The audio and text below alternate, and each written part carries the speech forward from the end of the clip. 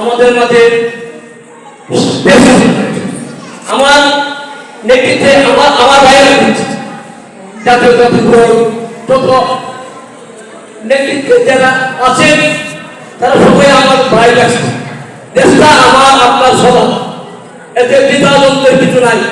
আমরা এই দেশটাকে কি করতে চাই, কিছু উন্নতি করতে চাই, তো আমরা মিলেমিশে করতে হবে। আর এখানে একসাথে রক্তের বিনিময়ে আমরা দেশ পেয়েছি, কিন্তু এতে কত ত্যাগ ছিল এটা কিন্তু অনুমান করার কিছু নাই।